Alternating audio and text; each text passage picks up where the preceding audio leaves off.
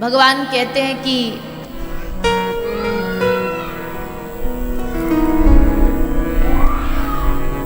जब जब मैं कृपा करना चाहता हूं भक्त के ऊपर तो स्वयं नहीं आता, पहले अपनी लीला, अपनी कथा उसके जीवन में भेजता। क्योंकि कथा क्या करती है, लीला क्या करती है? जैसे कि किसी गर्भवती महिला के गर्भ में बालक पल रहा है, समय भी निश्चित आ गया है शिशु के जन्म का, फिर भी प्रसव पीड़ा नहीं हो रही, बालक गर्भ से बाहर नहीं आ रहा, तो डॉक्टर क्या करते हैं, उसका ऑपरेशन करके उसे बाहर निकालते हैं। ठीक उसी प्रकार महापुरुषों का मानना है कि इस धरती पर जो भी पैदा होता है मनुष्य, उन सबके हृदय में कहीं ना कहीं भक्ति होती ही है। ऐसा नहीं है कि भक्ति नहीं होती। क्यों होती है? क्योंकि ये जीव भगवान का ही अंश है। चाहे वो कितना भी दावे कर ले कि मैं भगवान को नहीं मानता, मैं भक्ति भजन को नहीं मानता, मैं कथा वथा को नहीं मानता, कितने भी दावे कर ले, पर कहीं ना कहीं उसके हृदय में भक्ति है, छुपी है, बाहर नहीं आ रही है। तब फिर क्या करते हैं? बोले जैसे डॉक्टर ऑपरेशन करके बाहर निकालता है किसी औजार से, वैसे ही कोई साधु, कोई संत, कोई गुरु, कोई महापुरुष सत्संग रूपी औजार लेकर के हमारे हृदय में छुपी हुई भक्ति देवी को प्रकट करते हैं। कथा का काम यही होता है, कथा सुन के सब प्रकट हो जाए, मतलब सब मिल जाए, पर भक्ति प्रकट ना हो सत्संग सुन के, तो फिर इस सत्संग का क्या लाभ? हमने एक दिन पहले भी कहा था, कोई आपको कथा सुनाने इसलिए नहीं आता कि भाई आप उनकी वाह वाह करो, जय जयकार करो, धन दौलत दो, पर हृदय में छुपी हुई भक्ति प्रकट हो जाना ही सत्संग का सबसे बड़ा लाभ है। तो उन्हीं भक्ति महारानी की शरण में हम सब भागवत की शरण में बैठ करके भगवान की कथा रसामृत का पान कर रहे हैं। बीच बीच में कुछ चर्चा करते रहेंगे। अभी थोड़ा प्रसंग की ओर बढ़े, क्योंकि हमारे दिमाग की गाड़ी कुछ ऐसी है, जब बोलना चालू करती है ना तो फिर हमें याद नहीं रहता कौन सा प्रसंग अभी बाकी है, फिर जब चालू हो जाती है तो चालू ही रहती है, फिर उसमें कई बार प्रसंग रह जाते हैं। पर देखो हमारा मानना इतना है भैया कि प्रसंगों के बारे में तो अब मुझे नहीं लगता कि लोग कमी होंगे जो नहीं जानते होंगे। सबको पता है भागवत में राम अवतार, वामन अवतार, नरसिंह अवतार। ऐसा नहीं कि नहीं ये बोलने चाहिए, भागवत है तो बोलेंगे ही, पर विशेष लाभ इसका तभी है, ऐसी कौन सी बात बोलें, ऐसा कौन सा शब्द बोलें जिससे हमारी भक्ति देवी प्रकट हो जाए। अब वो किसी भी प्रकार हो, वही सत्संग है, वही भागवत है। तो भागवत के प्रसंग में कल हमने क्या क्या सुना, भागवत में किस प्रकार सुखदेव जी आए। सुखदेव जी अपने पिता श्री वेद व्यास जी के आश्रम में गए।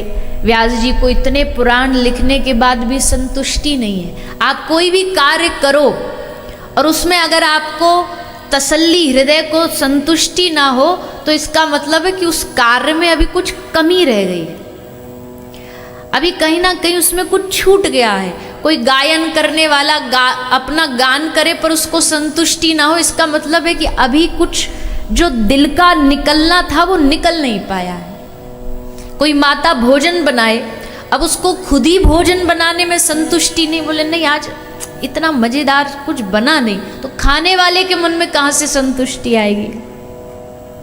तो व्यास जी कहते जब हमने पुराण लिखे हमारे ही मन में संतुष्टि नहीं हुई, तो फिर पढ़ने वाले के मन में कैसे संतुष्टि होगी? और हमने ये जो लिखा है ये इसलिए तो लिखा नहीं है कि बस हमारा नाम हो जाए। कई लोगों की लेखनी के दो उद्देश्य होते हैं। एक होता है प्रसिद्धि पा लेना, इसलिए लिख रहे हैं कि लोग हमें जान जाए। एक होता है लोक कल्याण के लिए जो लिखा जाता है। उस लोक कल्याण की भावना को लेके जो बोला या लिखा जाएगा ना, उसका परिणाम जगत में कई गुना बढ़ करके प्राप्त होता है। तब श्री नारद जी पधारे। नारद जी ने 4 श्लोक दिए और फिर श्री सुखदेव जी का आगमन हुआ और सुखदेव जी ने इस कथा को, कथा गंगा को, इस रस को सारी पृथ्वी पर प्रवाहित किया। अब सुखदेव जी ने इस भागवत में प्रेम डाल दिया। प्रेम तो था ही, पर कोई भी क्रिया हो उसकी प्रधानता में प्रेम होना चाहिए। प्रेम नहीं होगा तो उस क्रिया का आनंद नहीं आएगा। खाने में प्रेम हो, खाने में भी प्रेम होता है क्या? हाँ बिल्कुल होता है। अब आपको होटल का भोजन, रेस्टोरेंट में आप जाएं, वहाँ का भोजन आपको 1 दिन खिलाया जाए, मज़े से खाओगे। 2 दिन खिलाया जाए, मज़े से खाओगे। 5 दिन ठीक ठीक खाओगे। 7 दिन, फिर धीरे धीरे 8 दिन। क्या लगेगा? बोलिए ना, क्या लगेगा? हाँ, अब चाहिए घर का खाना। और घर का खाना 8 दिन नहीं, 12 महीना भी खाओगे तो भी घर के खाने से उबोगे नहीं। क्या को? क्योंकि वहाँ होटल में जो बनाया जा रहा है, वहाँ ये ध्यान रखा जा रहा है कि इसको कैसा इतना टेस्टी बना दें, तेल डाल के, मसाला डाल के, कि ये कस्टमर बार बार आए हमारे और पैसा दे के जाए। वहाँ का उद्देश्य कोई आपको खुश करके आपको संतुष्ट करना नहीं है। वहाँ उद्देश्य है कि आप उनके कस्टमर बन जाएं। धनोपार्जन उद्देश्य, प्रेम नहीं है। इसलिए वो भोजन आपको संतुष्टि नहीं देता है। पर घर जो भोजन बनाया जाता है, घर की माताओं को थोड़ा ना तुम सैलरी देते हो, है ना माताओं? थोड़ा ना वो इस लोभ से बनाती है कि अच्छा बनाएंगी तो अब की बार महीने में सैलरी में बोनस मिल जाएगा। अरे बोनस छोड़ो, कई तो ऐसे घर के महापुरुष होते हैं कि बेचारी इतनी मेहनत से बनाती है, उसके बाद भी तेल ज़्यादा है, नमक ठीक नहीं है, ये वो नहीं है, ऐसा नहीं है, वैसा नहीं है। अरे तू बना ले फिर जाके, इतनी कमी लग रही है तो। देखो कितनी खुश हो गई माताएं। इधर से एक भी ताली नहीं आई, सारी इधर से आई है कि हमारी सिफारिश कर दी है। तो इसका मतलब यह है कि ये कह रही है कि तारीफ कर दिया करो बीच बीच में। जब भोजन बनाए तो थोड़ी प्रशंसा कर दिया करो। खैर, घर के भोजन में स्वाद इसलिए क्योंकि वहाँ किसी को स्वार्थ नहीं है। वहाँ किसी को आपसे धन नहीं चाहिए, कोई पद नहीं चाहिए, सिर्फ पेट भर जाए, सबकी संतुष्टि हो जाए, इस भाव से बनाया जाता है। इसलिए उसमें प्रेम होता है, प्रेम होता है। तो यही कारण है कि जब तक आप कोई भी क्रिया करो, उस क्रिया में जब तक प्रेम नहीं होगा तो संतुष्टि नहीं होगी। इसलिए सुखदेव जी ने इस भागवत में सबसे पहले प्रेम डाला। प्रेम मिश्रित इस भागवत को परीक्षित को सुनाए। प्रेम कहाँ से डाला? बोले जिसमें होगा वही तो डाल पाएगा, जिसमें प्रेम है ही नहीं वो डालेगा कहाँ से? तो सुखदेव जी को प्रेम प्राप्त हुआ है कहाँ से? पहले दिन जो आए थे, कथा में हमने बताया था, याद करो। सुखदेव जी ने कहाँ से भागवत सीखी? सुखदेव जी ने ये भागवत का रस प्राप्त किया श्री किशोरी जी से, श्री राधा रानी से, जो प्रेम की मूर्ति है, जो प्रेम का सार है। उन श्री किशोरी जी से प्रेम सुखदेव जी को मिला और उसके कुछ छींटे पड़े भागवत के माध्यम से हम सब लोगों के ऊपर। इसलिए भागवत प्रेममयी ग्रंथ है, रसमयी ग्रंथ है। और देखो, खोज के देखना, अपने मन से, अंतरात्मा से पूछ के देखना, अंततो गत्वा आपको किसी भी संबंध में ना, किसी भी दुनिया के रिश्ते में आपको चाहिए प्रेम ही। कोई अपना मैं दिखाए और हम तो ये हैं, हमने तो वो कर दिया, हमने तो ऐसा तुम्हारे लिए कर दिया, तो आपको उस रिश्ते में प्रेम नहीं लगेगा, खाली खालीपन सा लगेगा। पर जो संबंध, जो रिश्ता केवल आपसे प्रेम के लिए जुड़ा होगा, उस प्रेम में आपको रस आएगा, आपको सुख मिलेगा। तो इसीलिए भागवत प्रेममयी है, रसमयी है। कलयुग का अंत, अभी एक वो लाली ने बड़ा सुंदर सुनाया ना, कितना बच्चों को ऐसे ही हमसे पूछा भैया ने कि एक लाली है, कुछ बोलना चाहती है।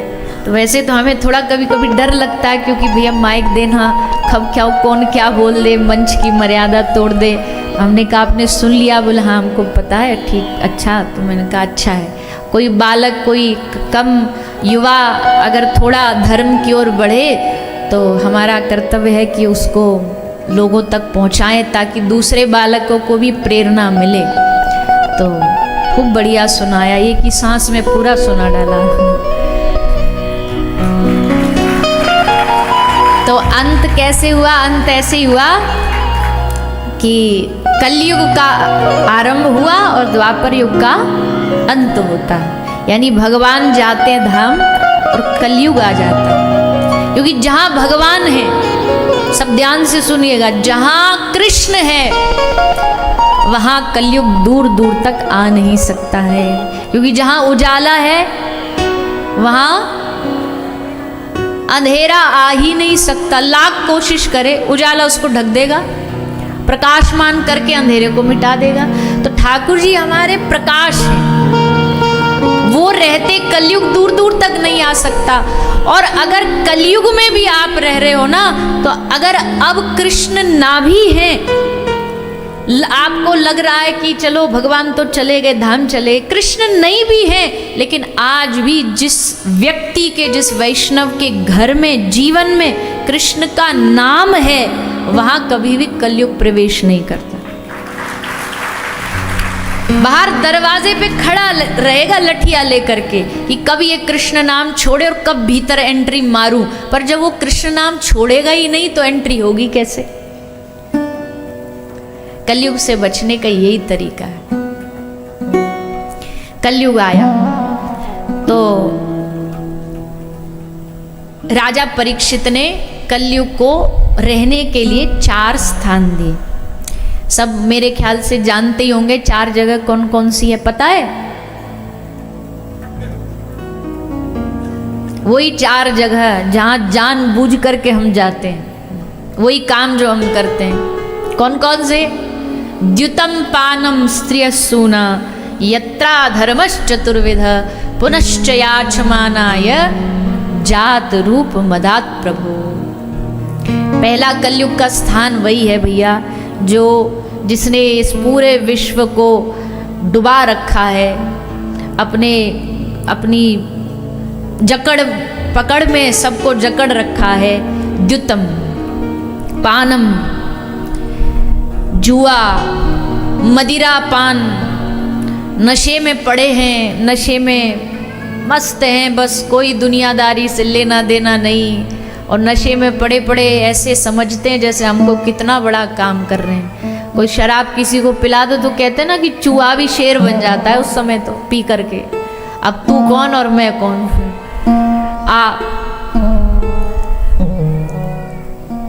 तो जहां भैया मदिरा होगी, शराब होगी, और शराब वाली जगह पर भी मत जाना।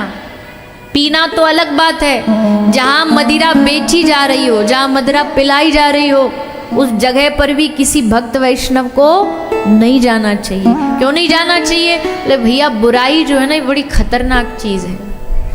अच्छा बनने में सालों लग जाते हैं, पर बुरा बनना और बुरी आदत प्राप्त करने में, नशा जीवन में आने में क्षण भर भी नहीं लगता।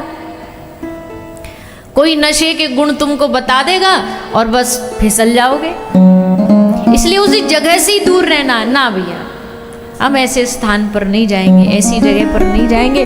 कोई ऐसी बहुत होती है आजकल, आज के ज़माने में बालक बच्चे कॉलेज के और ऐसे पहुंच जाते हैं पार्टी करने के लिए। अच्छे भक्त वैष्णव बालक को ऐसी किसी भी जगह पर नहीं जाना चाहिए। भले आप ना भी पीते हो ना तो भी मत जाओ। पानम, फिर हिंसा। ये जो लोग हिंसा करके हिंसात्मक वृत्ति से अपना खान पान चला रहे हैं, मांस भक्षण कर रहे हैं। हमने कल भी कहा था, मांस खाने से क्या ही प्राप्त कर लोगे बताओ? किसी का जीवन खाने से क्या ही प्राप्त कर लोगे बताओ? किसी की जान खाने से, किसी का प्राण खाने से क्या ही प्राप्त कर लोगे? किसी की जान छीन लेना, किसी का जीवन छीन लेना, ये कोई मानवता है? ये कोई मनुष्यता है? आहार शुद्धि पर सब लोगों को ध्यान देना चाहिए। वैसे हमें नहीं लगता, आप सब माथे पे तिलक चंदन टीका लगाए बैठे हो, तो आपका तो इन सब से कोई लेना देना है नहीं। पर हम सुना रहे हैं कि हमारी कथा सब लोग सुनते हैं ना, तो कई बार ऐसा होता है कोई बात दिल पे लग जाती है और फिर वो अपना जीवन में जो भी ऐसा आहार है वो त्याग देता है, छोड़ देता है। और त्यागना ही चाहिए। क्या भगवान ने संसार में इतना हम सब पर कृपा करके, प्रकृति ने इतना कुछ दे दिया हमको, इतना बढ़िया चीजें दी हैं, उसका पान करो। कभी गंदा कुछ पीने का मन कर रहा है तो उससे बढ़िया कुछ जूस पियो, नारियल पानी पियो। आपके दक्षिण भारत में तो खूब चलता है, कितना बढ़िया, आप पियो उसको। हमारे जो गुरुदेव थे ना, वो बड़ा कहा करते, बंगाल के थे, तो बंगाल में इसको डाब बोलते हैं। तो हमारे गुरुजी बहुत कहते थे डाब पानी पियो, डाब पानी पियो, बिल्कुल हाजमा बढ़िया करता। और हमको बिल्कुल नहीं पसंद था, तो हमने कभी नहीं पिया। और कुछ वर्ष पूर्व गुरुजी भगवत धाम चले गए। अब धीरे धीरे पता नहीं ऐसी क्या आदत बनी कि अब हर रोज चाहिए। और उस समय बात समझ नहीं आई जब उन्होंने कहा कि ये पीना चाहिए, तो वो पियो। खाने का मन कर रहा है, कितना बढ़िया, देखो इडली खाओ, डोसा खाओ, उत्तपम खाओ, और क्या क्या चलता है वो सब खाओ। किसने रोका है आपको? दाल भात खाओ, भजिया खाओ, सब कुछ है। भगवान ने इतना दिया है, प्रकृति ने हमें इतना दिया है कि तुम्हारा खाते खाते व्यंजन कम पड़ जाएं, पर नहीं, हमें तो किसी की जान ही खानी है, हमें तो किसी का प्राण ही खाना है। ये कैसी समझदारी है? कोई होगा उनसे बड़ा दुनिया में, कोई मूर्ख जो इतना शुद्ध सात्विक भोजन छोड़ करके किसी का कलेजा खा रहा है, किसी की जान खा रहा है। कैसे जीव तड़पते हैं, आशा करते कोई हमें बचा ले। हमको ये नहीं समझ आता कि चलो खाने वाला तो भगवान कहे, पर जो मारने वाला, उसकी कैसे हिम्मत पड़ जाती है किसी चलते फिरते उछलते जीव को मारने की? पाप से डर नहीं लगता? अपने परिणाम से डर नहीं लगता? तो भैया कोई भी किसी प्रकार के जीव को कष्ट मत दीजिए, कहीं भी। और आप कहते रहिए, कोई आपके जीवन में ऐसा है ना जो खाता है, तो आप भले वो आपको देख करके मुंह फेर ले, पर आप कोशिश करते रहिए कि कैसे भी इसके जीवन से गंदगी छूट जाए, बस भगवान इसको पाप से बचा दे। अगर वो छोड़ेगा ना, तो उसके जीवन का आधे से ज्यादा जो पुण्य है, जो फल है, वो आपको प्राप्त होगा कि आपके कारण उसने बुरी आदत छोड़ी। तो कोशिश करते रहिए, समझाते रहिए उनको, कुछ ना कुछ ज्ञान देते रहिए। द्युतम पानम, स्त्री यूना, किसी भी वैश्याल्य में जहाँ पर स्त्री गमन किया जाता, वहाँ कलयुग रहता है। हिंसा, हिंसा क्या है? हिंसा 3 प्रकार की होती है, कृता, कारिता, उन्मोदिता। एक हिंसा होती है जो खुद की जाती है, एक हिंसा होती है जो किसी के द्वारा कराई जाती है, और तीसरी हिंसा होती है किसी के द्वारा की गई हिंसा को सही ठहराना। ये भी एक प्रकार की हिंसा। कोई गलत कर रहा है और आप जाकर के उसके प्रपंच में, पंचायती में पढ़ करके कह देते हो कि नहीं ये सही कर रहा है, तो वो भी एक प्रकार की हिंसा है, वो भी एक प्रकार की आपके द्वारा की गई हिंसा है। आपने उस हिंसा को बढ़ावा दिया, इसलिए आप भी उस हिंसा के भागीदार बन जाते। तो ये 4 चीज मांगी कलयुग ने। जब चारों चीज कलयुग को पसंद नहीं आई, तो परीक्षित राजा ने 5वीं दे दी। और 5वीं क्या दे दी? जात रूप मदात प्रभु, सोना। अब चेक करो किस किस ने पहन रखा है। सबने? तो फिर मतलब तो यहाँ जितने बैठे सबकी खोपड़ी पे कलयुग बैठा है। अगर सोने में कलयुग रहता तो फिर सभी कलयुग में घिरे हुए। बोले नहीं भैया, देखो शास्त्रों में लिखा है कि कलयुग सबके सोने में नहीं रहता। और सोने से मतलब केवल धातु से नहीं होता है। स्वर्ण का मतलब होता आपकी जो भी अर्थ है, आपकी जो भी कमाई है, वो पूरा जो भी आपने धन कमाया, वो सब स्वर्ण ही है, वो सब आपका अर्थ ही है।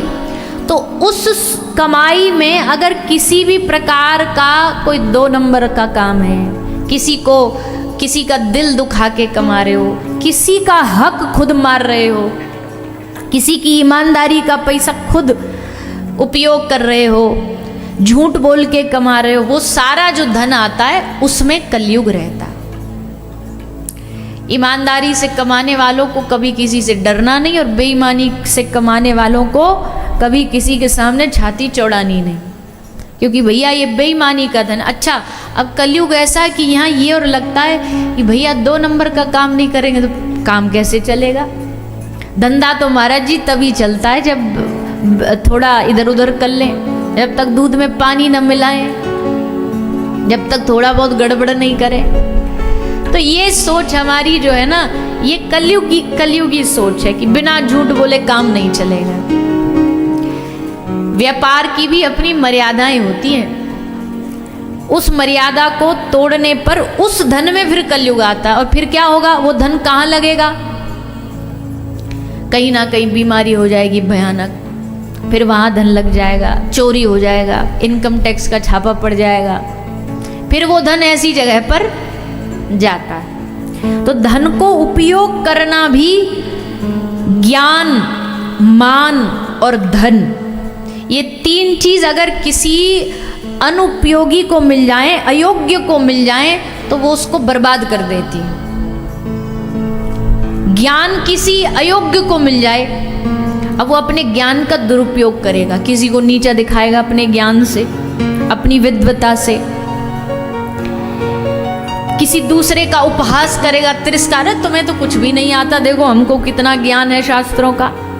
तो वो ज्ञान से दूसरे का अपमान करेगा। अगर अयोग्य को ज्ञान मिल गया तो मान, सम्मान किसी अयोग्य को दे दो, बहुत सम्मान किसी अयोग्य व्यक्ति को दे दो, तो वो उसको पचा नहीं पाएगा। और तीसरा धन, धन अयोग्य को मिल जाएगा तो उस धन का गलत ही उपयोग करेगा। इसलिए 3 चीज जो है, धन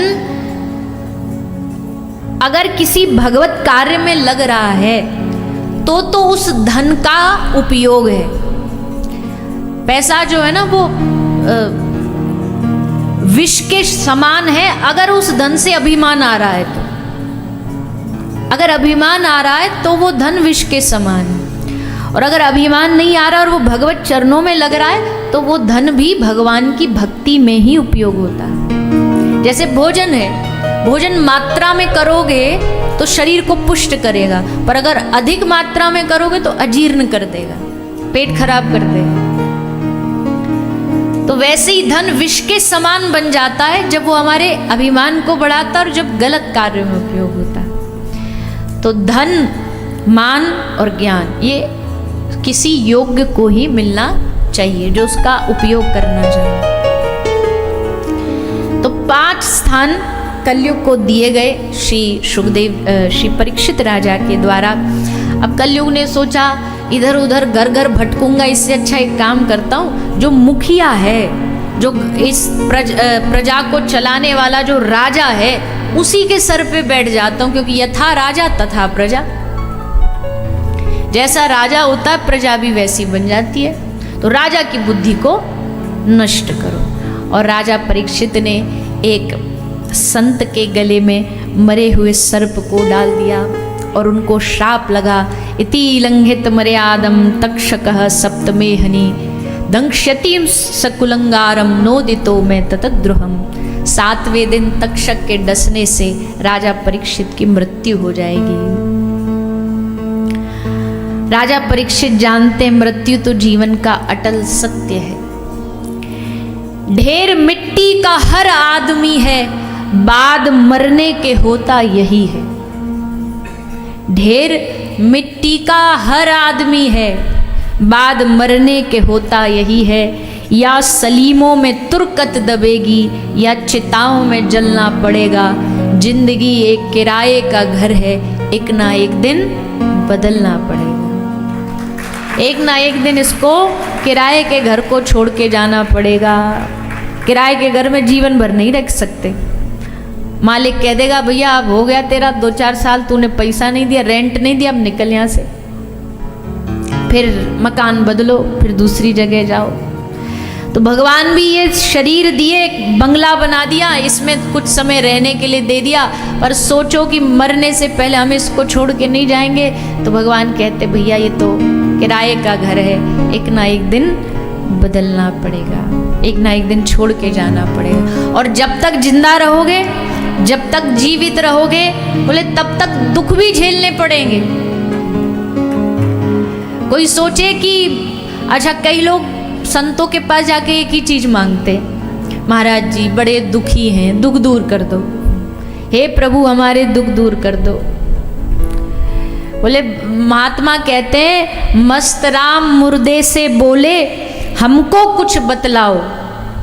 एक मस्तराम साधु हुए तो उन्होंने कहा मस्तराम मुर्दों से यूं बोले हमको कुछ बतलाओ। मुर्दे में से एक मुर्दा बोला मर जाओ सुख पाओगे। यहाँ एक सुख तभी मिलेगा जब मरोगे। मरने से पहले तो ये संसार दुखाल्यम अशाश्वतम, यहाँ दुख के थपेड़े पड़ते रहेंगे, झेलना पड़ेगा। कोई दुनिया की मशीन और कोई दुनिया का ऐसा यंत्र नहीं बना जो ये कह दे कि इस आदमी के जीवन में दुख नहीं आएंगे। दुख तो तभी मिटेंगे जब चिता जलेगी, जब शरीर जलेगा। उससे पहले तो सहना सीख लो। बोले फिर भजन किस लिए कर रहे हैं, किस काम के लिए? बोले ये आपको उन दुखों में परेशान नहीं होने देगा, उन दुखों में टूटने नहीं देगा, उन दुखों में निराश नहीं होने देगा। ये भगवत भजन का काम है। भक्ति का काम बस इतना है कि वो आपको संभाले रखती है, वो आपको थामे रखती है, हताश नहीं होने देती, निराश नहीं होने देती। तो राजा परीक्षित जानते हैं कि भैया 7 दिन के बाद मृत्यु होनी है। अब अगर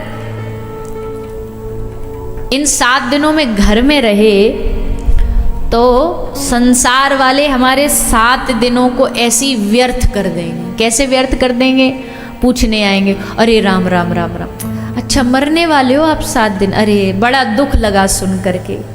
संसार वाले संवेदनाएं तो देते हैं, पर संवेदना दे करके करेंगे क्या? भैया थोड़ी ना हमारा भविष्य बदल देंगे। और संवेदनाओं में दुख भी, समय भी इतना बर्बाद हो जाएगा कि जो थोड़ा बहुत समय बचा वो भी और नष्ट हो जाएगा। अब कोई आदमी कोई हॉस्पिटल में पड़ा हो तो जा कर के उससे पूछेंगे भैया क्या हुआ। एक आदमी रिश्तेदार जाएगा, फिर उसको पूरी कहानी बताओ, फिर दूसरा रिश्तेदार जाएगा, फिर उसको पूरी कहानी बताओ, जितने आएंगे सबको पूरी पूरी कहानी बताओ। तो क्या हुआ, अरे भैया कुछ नहीं, बस ऐसे ही नहाने गए थे, स्नान करने घुसे थे और पाँव फिसल गया और पाँव टूट गया। तो फिर दूसरा पूछे आपको दिखा नहीं था? बोले दिखता तो फिर गिरते काहे को।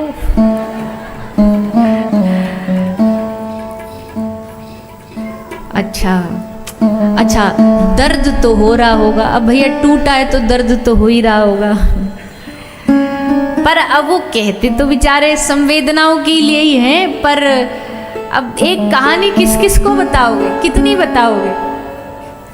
तो परीक्षित राजा ने सोचा कि बोले यहाँ घर में रहे ना तो सब रिश्तेदार इकट्ठे, अरे राम राम बड़ा बुरा हुआ आपके साथ, अरे 7वें दिन मरने वाले, इस समय इसी में बर्बाद हो जाएगा। पर अगर किसी साधु की शरण में चले गए तो 7 दिन को निराशा में नहीं, 7 दिन को उत्सव में बदल दे। साधु को मृत्यु को, मरण को उत्सव बनाना आता है। क्यों? संसारी कहेगा मर रहा है, पर साधु क्या कहेगा, मर नहीं रहा, इसका भगवान से मिलन का समय आ गया।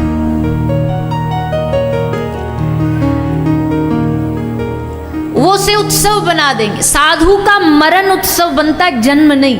किसी भी इतिहास के साधु का देख लेना, जो भी उनका उत्सव मनाया जाता, उनका जन्मदिन नहीं मनाया जाता, उनका मरण दिन यानी उनका तिरोभाव दिन मनाया जाता है। जिस दिन वो दुनिया छोड़ के गए, छोड़ के कहाँ गए, बोले अपने ठाकुर जी के पास चले गए, मिल गए उनमें, तो उत्सव मनाओ चलो।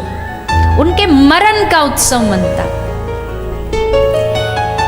इसलिए सुखदेव जी महाराज राजा परीक्षित के पास आए। राजा परीक्षित के पास आकर के सबसे पहले सुखदेव जी कैसे हैं, 16 वर्ष के हो गए, पर इनको तन पर एक कोपीन लंगोटी तक का भी ध्यान नहीं है कि हमारे शरीर का, जानबूझ के नहीं। कई लोग क्या करते हैं, बोल अच्छा वो ऐसा वैरागी, हम भी वैसे वैरागी बन जाते। ना ना ना, वैराग देख करके नहीं होता है, अपने आप स्वतः ही जो भीतर से प्रकट हो उसका नाम वैराग्य होता है।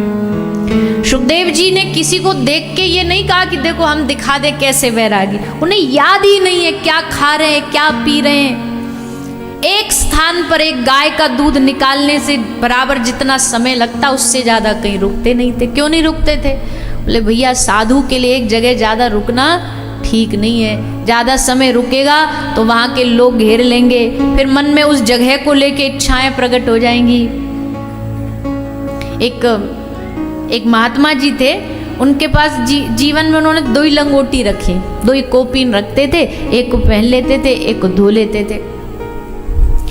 तो एक दिन कोई आया उनके पास, आकर के उनसे कहा महाराज जी हमारी इच्छा है बेटा हो जाए। उसको बेटा हो गया। अब इच्छा पूरी हुई तो बड़ा खुश हुआ, भागा आया, बोल महाराज जी हम आपके लिए एक झोपड़ी बनवा दे रहे हैं, कहाँ आप यहाँ जंगल में पड़े रहते हो। महात्मा जी ने खूब रोका, बोले ना ना बेटा हमको प्रपंच में मत फंसाओ, हमें कुछ नहीं चाहिए। बोले नहीं नहीं नहीं, आपने हम पर इतनी कृपा करी, एक झोपड़ी तो बनती है। तो एक झोपड़ी बना के उसमें महात्मा जी को रख दिया।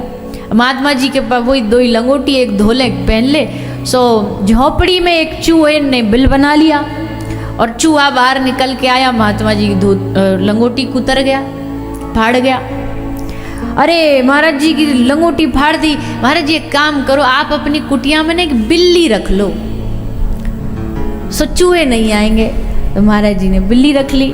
अब बिल्ली रखी तो बिल्ली चूहा को खाए। महाराज जी बोले ना ना ना ये तो गलत है, बिल्ली तो हिंसा कर रही है, हमारी कुटिया में हिंसा हो ये तो हम सहन नहीं करेंगे। तो बोले एक महाराज जी एक काम करो, एक गाय रख लो, गाय का दूध दे देंगे बिल्ली को तो वह हिंसा नहीं करेगी। तो एक गाय रख ली। अब गाय रखी झोपड़ी में, तो फिर महाराज जी की गाय एक दिन किसी पड़ोसी के खेत में खाने चली गई तो उसने डंडा मारा। महाराज जी बोले ये तो अच्छा नहीं है, हम गाय रख रहे हैं और उसको डंडा पड़ रहा है। महाराज जी एक काम करो, एक जमीन ले लो, अपनी जमीन रहेगी तो फिर गाय को कहीं बाहर नहीं भटकना पड़ेगा। तो महाराज जी को एक अपनी जमीन ला करके दे दी। जमीन ला के दी, 2 दिन बाद वकील आ गया पेपर लेके। बोले काय के पेपर है? बोले ये आपने जमीन पर कब्जा किया है, आपकी इसमें ये कुछ गड़बड़ है, चलो कोर्ट लेकर के गए। महाराज जी को कोर्ट में खड़ा किया गया। जज ने पूछा, जज बोला कि ये महाराज जी आपको कोर्ट तक की नौबत कैसे आई? महाराज जी बोले एक लंगोटी की इच्छा के कारण, एक लंगोटी की इच्छा के कारण हम तुम्हारे यहाँ कोर्ट में ठाड़े, नहीं तो अच्छा भला भजन कर रहे थे, अच्छा भला ठाकुर जी का नाम ले रहे थे। तो जो उच्च कोटि का साधु होता है ना, उसे पता होता है कि एक कोई भी इच्छा होती है वही हमारे प्रपंच की जननी बन जाती है। इसलिए सुखदेव जी कहीं ठहरते ही नहीं थे, बोले रुकेंगे ही नहीं तो फिर यहाँ का झंझट पलेगा ही नहीं, बस बहता साधु निर्मला, बहते रहे बहते रहे। एक बार जीवन में पहली बार 7 दिन रुके, वो भी कल्याण के लिए, राजा परीक्षित के कल्याण के लिए। हे राजन, ध्यान रखना, केवल तुम्हारी मृत्यु 7वें दिन नहीं है। इस संसार में जो पैदा हुआ है सबकी मृत्यु 7वें दिन निश्चित है। एक कथा हमने पढ़ी आजकल में, एकनाथ जी के पास महाराष्ट्र में एक व्यक्ति आता है और आकर के बोलता है कि महाराज जी मुझे, हमको कोई, हमारा परिवार रिश्तेदार कोई हमें प्यार ही नहीं करता, सब धोखा देते हैं, कोई हमसे ढंग से बात नहीं करता, ये नहीं वो नहीं है। तो महाराज जी ने उसको हंसते बोला, अरे 7 दिन का जीवन तेरा बचा है, जितना बढ़िया तू जी सके जी ले, 7 दिन का जीवन है तेरा। अब उसने सोचा 7 दिन बचे जीवन के, अब तो महाराज घर जा कर के जिन पड़ोसियों से लड़ता था, सोचा 7 दिन का जीवन बचा, इनसे क्या लड़ना, हाथ जोड़ लेता। पड़ोसी बोले तो पूरा बदल गया, घर वाले, परिवार वाले, बालक, बेटा, बच्चे, बेटों से चें चें करता रहता था, तुमको ये नहीं आता, तुमको वो संभालना नहीं आता। पर जैसे बच्चे आए आज तो हंस करके बोला, भैया आप सब कुछ तुम ही संभालो। मनी मन सोच रहा हमारे तो 7 दिन बचे, सबके साथ व्यवहार अच्छा कर लिया अपना, और 7वें दिन मृत्यु नहीं हुई। नहीं हुई तो महाराज जी के पास गया, बोला महाराज जी आप तो कह रहे थे कि 7 दिन तेरा जीवन बचा है। महाराज जी ने कहा, हमने ये कहा था 7 दिन तेरा जीवन बचा, ये थोड़ी कहा था कि इसी सप्ताह के 7 दिन, रवि सोम मंगल बुध बृहस्पति, किसी भी जीवन के इन 7 दिनों में एक दिन तेरी मृत्यु निश्चित है। और जब तू ये सोच लेगा ना कि इसी सप्ताह के किसी भी दिन मेरी मृत्यु हो सकती है, तो तेरा व्यवहार अपने आप बदल जाएगा। इसलिए सुखदेव जी महाराज राजा परीक्षित से कहते हैं, राजन केवल तुम ही नहीं, इस संसार में जितने भी लोग हैं ना, सबका जीवन 7 दिन का ही बाकी है। और 7 दिन के जीवन बाकी में तुम जितना हरि को याद कर सको, जितना भगवान को स्मरण कर सको कर लो। इस इंतजार में मत रहो भैया, पूरा जीवन इसी इंतजार में निकल जाता है। अरे अभी कहाँ, अभी तो बाल बच्चे हैं, अभी तो पढ़ाई लिखाई पे ध्यान देंगे, फिर कमाई पे ध्यान देंगे, फिर ब्याह हो जाएगा, बाल बच्चों पे ध्यान देंगे, और ऐसे करते करते करते संपूर्ण जीवन हाथ से फिसल जाता है। कबीरदास जी कहते, बाबा कबीर बड़े सुंदर सुंदर भाव लिखते हैं, जागृति के लिए, जगाने के लिए हम